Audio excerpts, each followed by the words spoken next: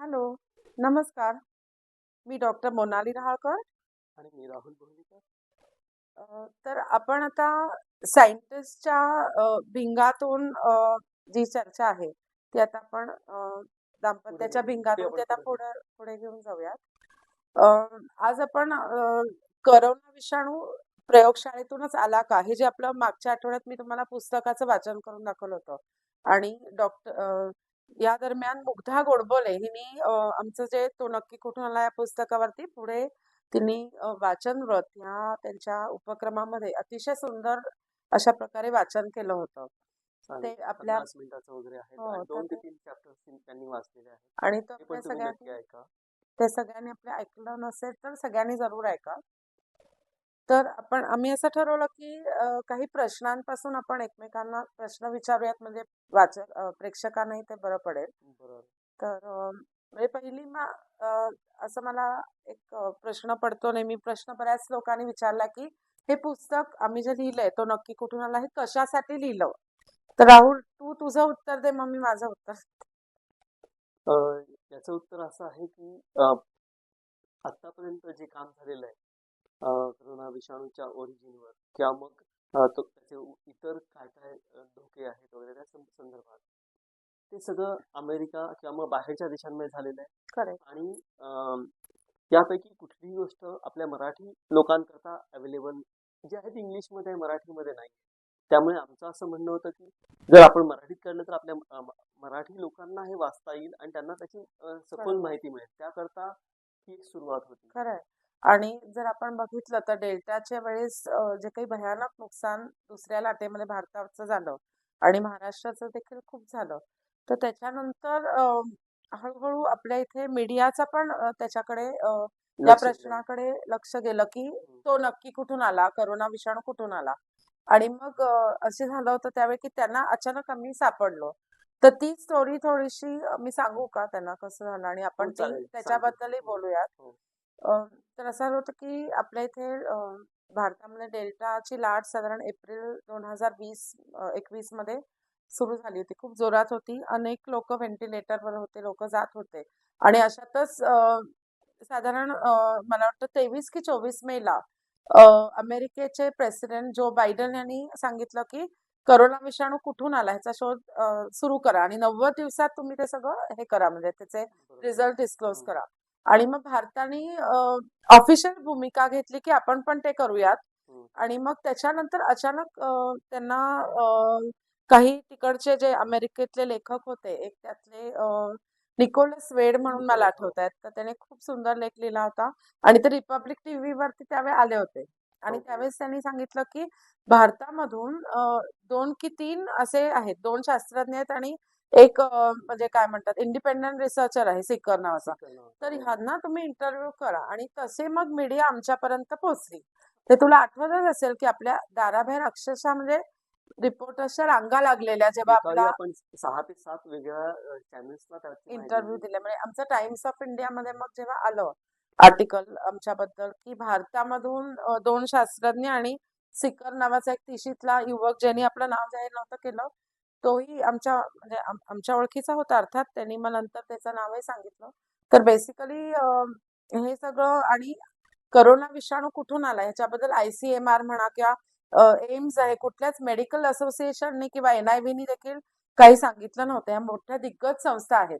तर आम्ही आमच्या क्युरिओसिटी मधून जे काही याच्यात उडी मारली ते सगळं जे काही आहे ते खूपच म्हणजे रिपोर्टर्सना खूपच असं वेगळं वाटत होतं. करोना विषाणू प्रयोगशाळेतून आला असावा हे आम्ही जाहीरपणे त्यावेळी सांगितलं बेस्ड ऑन सर्कमस्टॅन्शियल एव्हिडन्सेस. आणि बरीच लोक त्याच्यामध्ये आमच्या या शोधकार्यामध्ये आंतरराष्ट्रीय लेवलवरती आम्ही रिसर्च केलेला आहे. तर तो सगळा आम्ही त्यांच्या पुढे उलगडून दाखवला. हे होतं 2021 मध्ये. मग 2000 आता हे आमचं पुस्तक प्रकाशित झाले 2025 मध्ये बरोबर. आणि त्याच्यामध्ये आम्ही मागे जे लिहिले ते मी पण एकदा परत वाचून दाखवते की कोविड विषाणू आला कुठून, निसर्गामधून की मानवी अपघातातून, वटवाघळांमधनं की रकून कुत्र्यामधनं की प्रयोगशाळेमधूनच हे जे आम्ही काही लिहिलं होतं मागे. तर बेसिकली ते ह्याच्यासाठी हे पुस्तक आम्ही 25 मध्ये म्हणजे 2024 मध्ये आपलं लिखाणाचं काम सगळं चालू होतं. आणि 25 मध्ये आपण ते बाहेर आणलं. त्याचं कारण असं आहे, प्रकाशनाचं कारण असं होतं की हे सत्य लोकांपर्यंत पोहोचलं पाहिजे. आणि मधल्या काळात काय झालं, म्हणजे मधल्या काळात ते काँग्रेसमध्ये ज्या एन्क्वायरीज झाल्या, अक्षरशः कोर्ट केस सारखं सगळं ते चालू होतं. बरोबर आहे. आणि त्यामध्ये जे जे लोक इन्व्हॉल्व्ह होते असं त्या सरकारला वाटलं, त्या सगळ्यांना त्यांचे इंटरव्ह्यू घेतले गेले. त्यामध्ये पीटर दास एक होता. नंतर मग इतरही जी बरीच नावं आम्ही जी अमेरिका घेतली ती त्या सगळ्यांचे त्यांनी इंटरव्ह्यू घेतले. आणि आणि शेवटी निष्कर्ष जो त्यांनी काढला तो असाच होता की कोविड विषाणू प्रयोगशाळेतून आला. आणि इवन इंटेलिजन्सचे सगळे म्हणजे रिपोर्ट जे आहेत ते आम्ही आमच्या पुस्तकात, जेव्हा आम्ही पुस्तक प्रकाशित केलं तेव्हा ऑलरेडी CIA म्हणजे सेंट्रल इंटेलिजन्स एजन्सी, CIA सुरुवातीला असं जाहीरपणे म्हणत नव्हती की कोविड विषाणू प्रयोगशाळेतून आला असावा. FBI डिक्लेअर केलेलं होतं, DOE डिक्लेअर केलं होतं, पण CIA साधारणपणे जानेवारीमध्ये म्हणजे ट्रम्प सरकार आल्यावरती जर सगळ्यात पहिली जी अनाउन्समेंट झाली त्यांची ती झाली. ती झाली की हो, हा विषाणू प्रयोगशाळेमधूनच आला असावा. आणि हे इंटेलिजन्सचे रिपोर्ट सुद्धा आमच्या पुस्तकात आहेत आणि ते अतिशय महत्वाचे आहे. म्हणजे हे नुसतंच तर असं सगळं हे मीडिया रिलेटेड जे आमचं जे 2021 मध्ये काम झालं होतं, मग 25 मध्ये आता भारतामधून तर काही फार त्याला इंटरेस्ट आहे असं वाटत नाही, पण असायला पाहिजे कारण आपलं खूप नुकसान झालेलं आहे. नाही, आता ह्याचे धोके जे आहेत, म्हणजे आता करोना, बऱ्याच लोकांच्या मनात करोना विषाणू एकतर खूप माहीत झालाय किंवा मग तो नाही. बरोबर. पण याचे प्रयोगशाळेत आला याच्याकरता धोके काय आहेत? धोके तर काय तर, महत्वाची गोष्ट अशी आणि की तुला तेच मला विचारायचं होतं की तू आपण ह्या पुस्तकात सतत गेन ऑफ फंक्शन, विषाणूंचं अधिक धोकादायक होणं हे जे चर्चा केली त्याबद्दल मला वाटतं तू सांगावंस. नाही, याच्या सुरुवात करताना मला असं वाटतं की पहिल्यांदा याचे धोके काय असावेत. जर का तर तू काय सांगत होतास राहुल की बर्ड फ्लू हा म्हणजे बर्ड्स कडनं एखाद्या माणसाला येऊ शकतो, पण बरोबर माणसातून माणसाला नाही जाऊ शकत, बरोबर? बरोबर आहे. कारण तर याच्यामध्ये कसं आहे की हे सगळे जे व्हायरसेस आहेत ते, आता बर्ड फ्लू म्हटला तर तो फक्त बर्ड्स करता अडॅप्टेड आहे. बरोबर आणि जर तो म्हणजे जर का माणूस त्या संपर्कामध्ये आला खूप मोठ्या प्रमाणात, बरोबर तर त्याला होऊ शकतो पण थोडासा, पण तो माणसांकडनं माणसांकडे जाऊ शकत बरोबर. नाही. तर तुला 2014 मधलं उदाहरण सांगते की आपण जे पुस्तकात गेन ऑफ फंक्शनचं डिस्कशन केलंय, हम्म, तर 2014 मध्ये असं झालं होतं की काही अमेरिकन शास्त्रज्ञांनी काही जॅपनीज असे बरोबर. एकाच वेळी असे प्रयोग केले की ज्याच्यामध्ये त्यांनी बर्ड फ्लू जो आहे तो एअरबॉर्न म्हणजे हवेतून माणसाला पसरू शकतो असे काही प्रयोग केले गेले, असा तो विषाणू तयार केला. तर बरोबर. तेव्हा हे गेन ऑफ फंक्शन म्हणजे विषाणूंमधलं गेन ऑफ फंक्शन ही कन्सेप्ट जी आहे तिच्यावरती मग त्यांनी बॅन लावला तो पार 2017 पर्यंत. तर तू मला आता आपल्या प्रेक्षकांना गेन ऑफ फंक्शन विषाणूंमधलं स्पेशली ते काय आहे ते समजावून सांग. आता याच्यामध्ये काय करतात, ते 2 ते 3 प्रकारे त्याच्यामध्ये जे फंक्शन नाहीये, म्हणजे सपोज माणसांकडे येतो मान्य आहे एखाद्या वेळी, पण माणसांकडनं माणसांकडे जाण्याचं जे आहे विषाणू. विषाणू, हम्म. आणि तसा तो अडॅप्ट होणं, याला गेन ऑफ फंक्शन, म्हणजे त्याच्याकरता जे लागणारे जीन मध्ये बदल करणे, ते केले जातात आणि त्याला गेन ऑफ फंक्शन म्हणजे म्हणजे जो अजून त्याच्याकरता धोकादायक होतो अजून विषाणू. धोकादायक होऊ शकतो. आणि बर्ड फ्लू जो आहे तो आता कोरोनापेक्षाही हा धोकादायक आहे. बरोबर. आणि त्यामुळे अजूनही मोठ्या प्रमाणात मॉर्टॅलिटी होऊ शकते. मग आणि आपण जे म्हणजे चर्चा केली की करोना विषाणू प्रयोगशाळेमधूनच का आला असावा असं जे जागतिक लेवलवर ही जी चर्चा चालू आहे, तर त्याच्यात प्रमुख मुद्दा हाच होता की म्हणजे जेव्हा करोना विषाणू आला तो प्राण्यांमधून जर आला असता तर आपल्याला त्या मधल्या स्टेप्स कुठेतरी दिसल्या असत्या की काही प्राणी संक्रमित होत आहेत. बरोबर आहे. तशा काहीच दिसल्या नाही. म्हणजे तो आला तो डायरेक्ट माणसाला संक्रमित त्याच्या घशामध्ये छातीमध्ये जे आहेत रिसेप्टर्स त्यांना डायरेक्टली तो बाइंड करत होता आणि डायरेक्ट ह्युमन मध्ये जम्प केली. ती कशी काय केली असेल? कारण आणि हे सगळं प्रयोगशाळेमध्येच संभव आहे. बरोबर म्हणजे आहे. जे असंभव होतं ते संभव प्रयोगशाळेमध्ये होऊ शकतं. ही सगळी चर्चा आम्ही पुस्तकात केली आणि ती कुठेतरी व्हायला पाहिजे. म्हणजे शास्त्रज्ञांनी पण करायला पाहिजे भारतामध्ये सुद्धा, बरोबर आहे. जी आता तीच मिसिंग आहे. हो. पण मग आम्ही ते नॉर्मल जी लोक आहोत आपण सगळे, जे करोनाने सफर झाले होते त्यांना कळायला पाहिजे कुठेतरी. आणि एक असं पण आहे की त्यांना क्लोजरही मिळालं पाहिजे की आमचे नातेवाईक का बरं गेले, आमचे आई वडील मुलगा मुलगी किती लोकांच्या घरामध्ये लोक गेलेली आहेत.